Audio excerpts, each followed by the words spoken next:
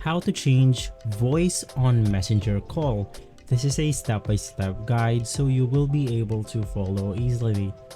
Now unfortunately, there is no way on how you can do this on the Messenger application itself. The alternative way on how you can go ahead and do this method is by installing external applications or third-party applications. First things first, you want to go ahead and open up App Store. Once inside App Store, you can just go ahead and search for voice changers. And from here, you want to go ahead and use voice changer on your own preference. But in our case, we are going to download this one since it has a lot of great things right here.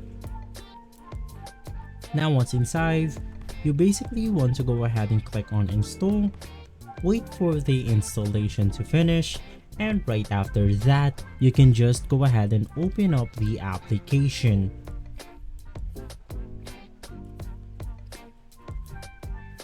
Now once inside the application, you want to go ahead and make sure that you allow microphone right here.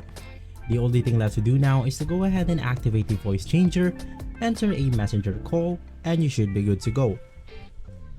If this video has been helpful for you, please consider by liking and subscribing.